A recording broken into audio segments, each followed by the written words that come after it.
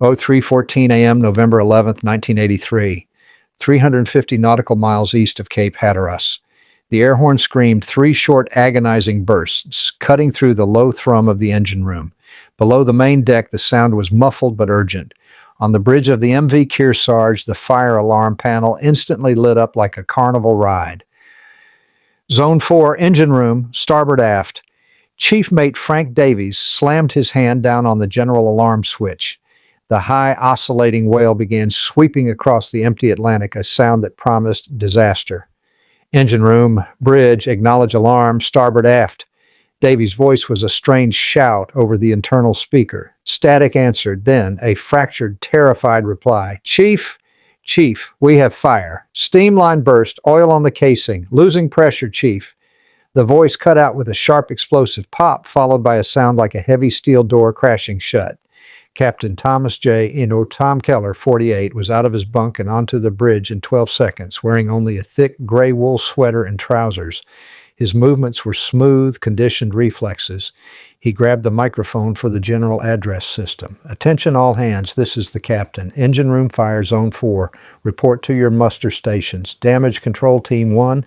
Report to the main deck access hatch immediately. Secure all non-essential ventilation. Keller's voice was deep, steady, and loud. It was the sound of command cutting through rising panic. He looked at Davies. Sound general quarters. Get a head count, Frank. I want a damage report in 60 seconds. Tell the radio operator to send a distress call. Routine pan for now. Report 5 miles off course. Engine casualty, minor fire. Hold the mayday unless I say so. Aye, Captain. Davies was already on the phone to the radio room, his back rigid. The ship was not moving like a healthy vessel. Below the steady roll of the ocean, a new erratic vibration had begun. A metallic, low-frequency shuddering. The scent of burned electrical wiring and hot hydraulic fluid began to seep into the air conditioning vents, carrying with it a faint, sweet chemical tang, a detail that made the captain's stomach tighten. The Kearsarge was carrying 35,000 tons of styrene monomer, a highly volatile and flammable chemical used in plastics manufacturing.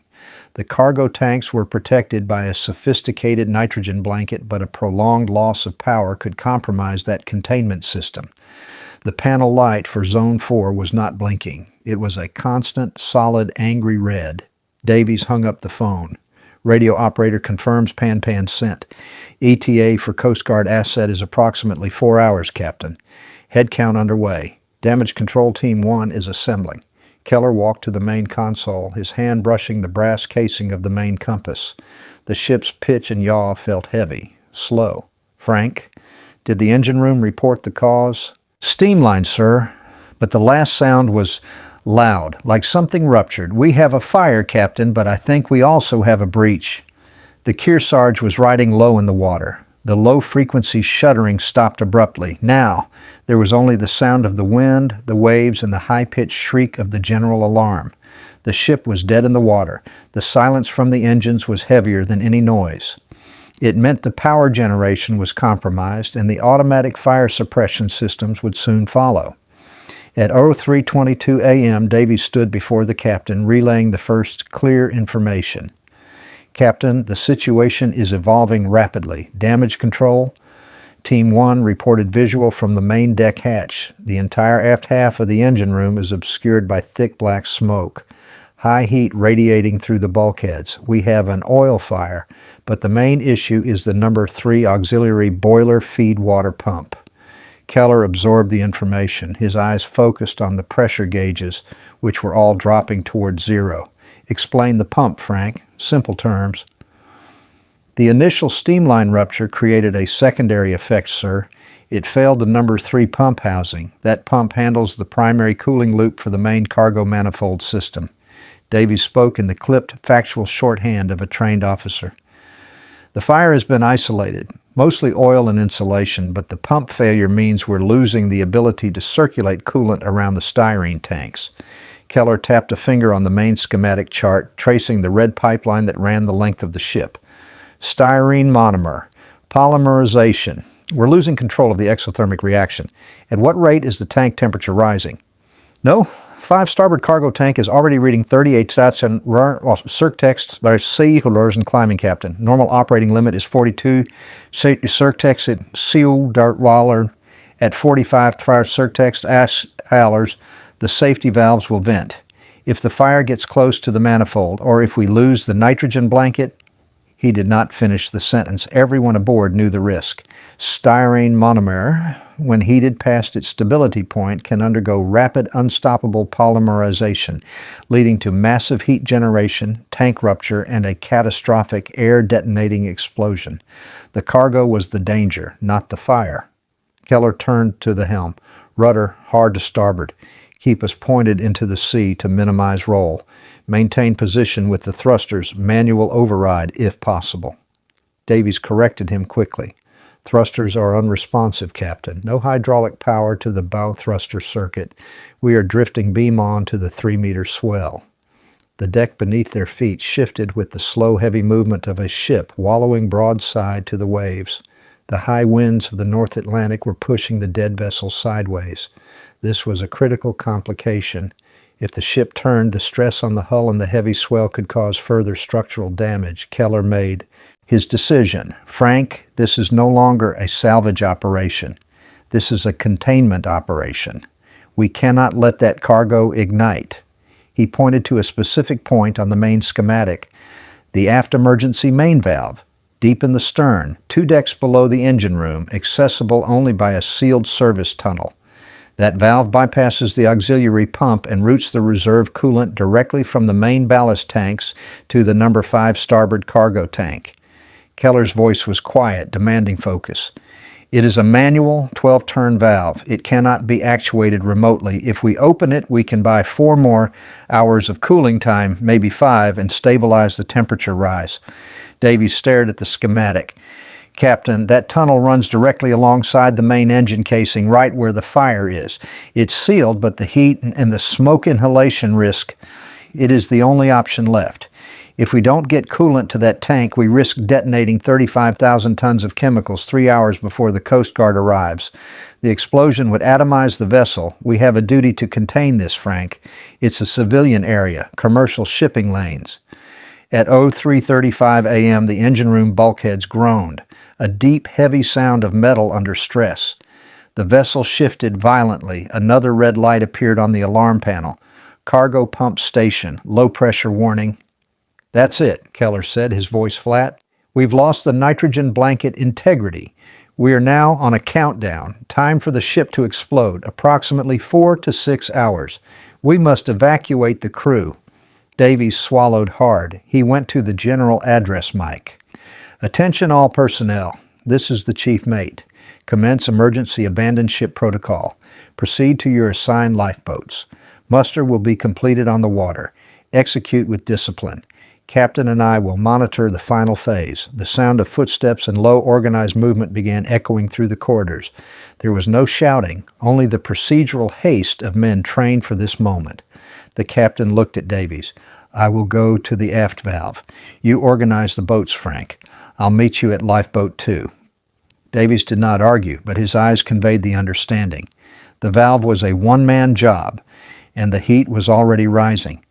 The final evacuation procedure was run with clockwork precision, the professionalism of the crew overriding the fear that must have been present. At 03:55 a.m., Davies reported, lifeboats 1 and 3 launched, Captain, 73 men accounted for. 2 minor injuries, both stable. They are holding position 500 meters off the starboard beam. Lifeboat 2 is ready for final deployment. Radio operator is transferring to the lifeboat emergency comms. I am the last man on the bridge, sir. Keller was already strapping on his self-contained breathing apparatus and SCBA mask. The air cylinder was heavy on his back. He checked the pressure gauge, 2,000 psi. Approximately 30 minutes of breathable air under heavy exertion. Acknowledged, Frank. Good work. Take lifeboat 2 and join the others. Maintain radio silence unless absolutely necessary. Keep the boats pointed into the swell. Await the Coast Guard. Davies hesitated, his hand resting on the bridge door handle. Captain, are you certain about this? The heat down there it's critical. That valve can wait until the Coast Guard can put men down with fire suppression. Keller secured the strap on his mask. The voice that came from behind the plastic faceplate was muffled, emotionless. The Coast Guard is 3 hours away, Frank. The Kearsarge is carrying enough chemical to vaporize half the coastline. If that tank breaches, it is not an incident. It is a major humanitarian disaster. Our duty is to the integrity of the cargo and the safety of the civilian population we are near. The valve is needed now. He took a large laminated schematic map from the console and folded it precisely into his internal coat pocket. He picked up a long-handled monkey wrench, the specific tool for the aft valve. It was cold and heavy in his gloved hand. "Go, Frank? That's an order?" Davy stared for one more second. He did not salute. He just nodded, a slight grim acceptance of the captain's decision. "Godspeed, Captain." The chief mate exited the bridge. The heavy metallic door hissed shut behind him. Keller stood alone. The wind howled against the reinforced glass of the bridge windows. The rhythmic crash of the waves against the hull was a constant, unnerving percussion. He could hear the low sizzle and crackle of the fire below decks, a sound that the sealed decks could not completely contain. The temperature on the bridge was already noticeably rising. He walked to the main radio console and flipped the antenna switch to transmit on high power. U.S. Coast Guard, this is MV Kearsarge, Kilo Sierra 809. Position check, over. The reply was instantaneous, though weak with static. Kearsarge, this is Sector Command, Norfolk. We read you 5 by 5. Status update, over. Norfolk, the crew has been evacuated into lifeboats. Fire is contained but not extinguished. Cargo tank number 5 temperature is rising and primary cooling is non-functional. I am preparing to descend to the aft emergency valve to activate secondary cooling. I will remain aboard until that operation is complete and the temperature is stabilized. Request immediate relay of this status to the incoming asset. My status is remaining on duty, out. He shut off the radio. There was no time for questions, no time for argument. At 04:05 a.m., Captain Thomas Keller left the bridge. He did not look back. He moved with the focused intention of a man going to a specific job in a specific, contained space. The only sound in the upper decks was the steady, loud hiss of his SCBA system, feeding him clean air. The descent into the lower decks was a deliberate violation of every emergency procedure. The Kearsarge was now a hollow steel shell, compromised and heating rapidly from within. Keller descended 3 ladders, passing through 2 sealed, fire-rated doors. The air grew immediately hotter on the deck below the engine room access. The light was dim, relying on the emergency battery packs that cast a yellow, sickly glow. The air quality was terrible. Even behind the SCBA mask, the smell of burnt engine oil, hot phenolic resins, and the faint, sweet chemical tang of styrene permeated the atmosphere, a constant low-level warning. He reached the access door to the aft service tunnel. The steel was hot to the touch. The paint on the main hatch was already blistered and peeling. He checked the dogs, the steel clamps that seal the hatch, and they were hot enough to burn his glove if he lingered. He opened the hatch. A rush of air immediately sucked toward the fire zone. The sound was overwhelming, a constant deafening roar, like a jet engine running at full throttle. This was the sound of the oil fire consuming oxygen and feeding on everything it could reach. The tunnel was narrow, poorly lit, and immediately a furnace. The bulkheads were transmitting direct heat from the engine casing just 3 feet away. Keller calculated the distance, 15 meters to the aft valve housing. He stepped inside. The heat was an immediate physical blow. It was dry and intense, making the air in his SCBA feel cold in comparison. He began to walk, his footsteps solid on the steel grating. Every step was deliberate, conserving his air supply. He passed the point where the main steam pipe ran overhead. Here the temperature was nearly unbearable.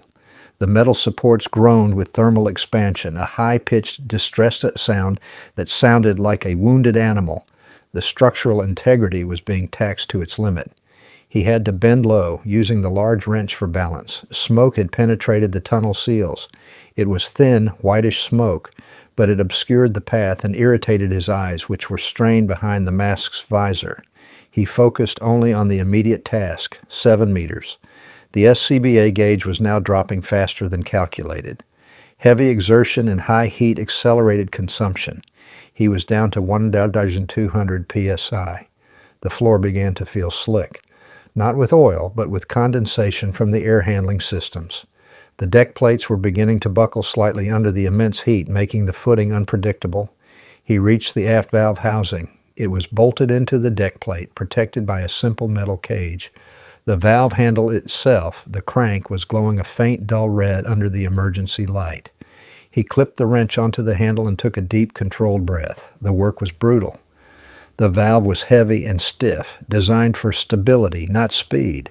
He pushed, pulled, and leaned into the wrench using his full body weight. The metal-on-metal friction produced a loud grating sound that was swallowed by the roar of the fire nearby. 1 turn, 2 turns, he checked his wrist. 04:18 a.m. 15 minutes elapsed since leaving the bridge. 5 turns, 6 turns. He could feel the resistance of the valve easing slightly as the internal mechanisms shifted. Suddenly, a loud, sharp crack echoed from the deck above, followed by a heavy splash. Something large had collapsed. The ship rolled heavily to port, then corrected itself with a violent, jarring shudder. The emergency lights flickered, plunged the tunnel into complete darkness for 3 seconds, and then snapped back on. Keller gripped the valve handle tighter. He checked the SCBA gauge, 500 psi. Critical air reserve. He had no time left. 9 turns, 10 turns. The sound of rushing water, the reserve coolant from the ballast tanks, began to hiss and gurgle deep within the pipes. The secondary cooling system was engaging. He completed the final 2 turns. The valve was fully open. The mission was complete. The styrene monomer cargo would now receive coolant, buying time against the inevitable explosion. He stood up, swaying slightly. The heat was overwhelming. He turned toward the exit, 15 meters back. He had 500 psi of air left. Too little to make the climb back to the bridge deck, fight the heat, and make it to the open air.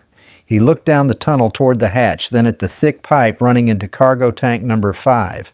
He unclipped the SCBA mask and set it gently on the deck plate, the wrench beside it. The roar of the fire, unfiltered, flooded his ears. He inhaled the chemical-laced hot air. He had stabilized the cargo. His duty was complete. Captain Keller climbed back to the bridge, moving not through the scorching service tunnel, but up the auxiliary ladder through the main cargo access, a route that allowed him to monitor the cooling line even as it cost him precious minutes in the poisonous air. The movement was slow, deliberate. He knew the time for rescue had passed. At 04:30 a.m., he reached the bridge. The air conditioning had completely failed. The steel surfaces were all hot. He coughed, clearing his throat, and sat down at the main console. He picked up the main microphone. U.S. Coast Guard, this is MV Kearsarge Kilo Sierra 809. Final status update. The response was faster this time. Kearsarge, we read you. Captain, report your position. Do you require immediate extraction? We have a helicopter inbound for possible retrieval. ETA 45 minutes. Over. Keller's voice was clear, firm, and entirely factual, the sound of a man simply reporting data. Norfolk, negative on immediate extraction. The aft emergency main valve has been manually activated. Secondary cooling is online. Cargo tank number 5 temperature is currently 40 Mars Circutex touch C dollars and shows a stable decay trend. The threat of immediate polymerization is contained. He paused, glancing at the clock. 04:31 a.m. The sun would be up in 90 minutes. Captain, that is a positive development. We are relaying this to the incoming assets. Please prepare for evacuation. Repeat, prepare for evacuation. Your air supply? My air supply is exhausted, Norfolk. I am no longer mobile. However, the integrity of the Kearsarge is now secured, preventing a mass casualty event. The vessel remains adrift but stable. He took one last look at the chart, confirming the vessel's current heading and drift rate. Norfolk, relay this to the chief mate aboard Lifeboat 2. The vessel is secure. The cargo will hold until the Coast Guard arrives. No further action is required from the crew. He keyed the microphone one last time. Final report. Pressure stable. Duty accomplished. Out. He set the microphone back into its cradle. He did not remove the power to the radio. He simply stood up, walked to the main chart table, and lay down on the large detailed map of the North Atlantic shipping lanes, his head resting against the brass quadrant. The last sound recorded by the onboard recorder before the battery fully failed at 04:35 a.m. was the distant, rhythmic crash of a wave against the hull and the low, heavy groan of a steel bulkhead contracting. 07:45 a.m., November 11th, 1983. The U.S. Coast Guard cutter Reliance arrived on station at 7:45 a.m., followed closely by a specialized salvage and fire suppression team, SFST, helicopter. The Kearsarge was dead in the water, listing slightly to port, but the fire in the engine room had reduced to a smoldering contained chemical burn. The temperature of the main hull was noticeably lower than anticipated. The lifeboats were recovered first. Chief Mate Davies confirmed the captain's final message. The aft valve was the only contingency. The SFST team, wearing full protective gear, boarded the Kearsarge at 08:05 a.m. They found the vessel in silence, save for the wind. The bridge was secured. The logbook opened to the last entry, 04:31 a.m. Aft valve actuated. Secondary cooling engaged. Crew evacuated. Captain Thomas Keller was found resting on the navigation table next to a highly detailed chart. His SCBA unit was resting neatly beside the main console, its pressure gauge reading 0. Investigators later logged the following items discovered on the bridge. The logbook. The final entry was factual and professional, detailing the exact time and action taken.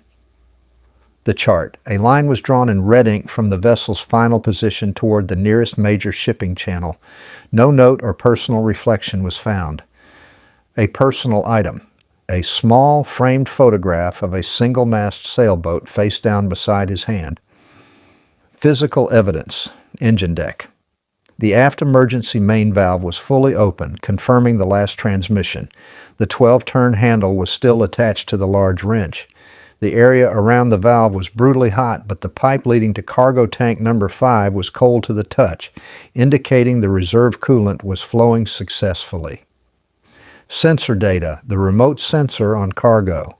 Tank number 5, the most volatile tank, showed a temperature of 39.5 bar circtext at a C and falling slowly. The risk of polymerization and explosion had been averted. The investigation summary concluded that the captain had not attempted to escape after securing the valve, prioritizing the stability of the vessel over his own survival. His final act ensured that the chemical tanker did not explode in the North Atlantic, thereby protecting the lifeboats, the incoming rescue vessel, and the environment. U.S. Coast Guard, Marine Casualty Investigation Board, MCIB. Summary MV Kearsarge date of report, March 15, 1984. Summary of events. The MV Kearsarge suffered a catastrophic failure of the number 3 auxiliary boiler feedwater pump, resulting from a high-pressure steam line rupture at 03:14 a.m., November 11, 1983. This failure subsequently compromised the primary cooling system for the volatile styrene monomer cargo. The resulting engine room fire, combined with the loss of the nitrogen blanket in the cargo hold, elevated the internal temperature of cargo tank number 5 toward the critical polymerization threshold of 42 circumtext, $. Evacuation and stabilization. Under the direct command of Captain Thomas J. Keller, the crew was evacuated swiftly and without casualty into lifeboats. Captain Keller remained aboard alone to execute the manual activation of the aft emergency main valve, the ship's final contingency for reserve coolant to stabilize the cargo. The activation of this valve prevented the cargo from reaching the explosive polymerization temperature. Findings. Captain Keller's actions demonstrated an absolute adherence to the professional duty of a master mariner. His decisions were based entirely on procedural necessity and the imperative to prevent a major maritime disaster. His final acts, the precise opening of the valve, the factual confirmation of the vessel's stability, and the accurate logging of the event, were critical to the subsequent successful salvage operation. The investigation determined that the delay of 3 hours before the Coast Guard could arrive on scene was sufficient time for the volatile cargo to reach critical temperature had the aft valve not been opened. The final conclusion of the Marine Casualty Investigation Board was unanimous. The captain of the MV Kearsarge prioritized the containment of a major hazard over his own life. The successful stabilization of the cargo, preventing an explosion of 35,000 tons of styrene monomer in a major shipping lane, stands as the direct result of his final decision and action. He did not act from expectation of reward or recognition, but from an undeniable commitment to his professional duty. He stayed because someone had to.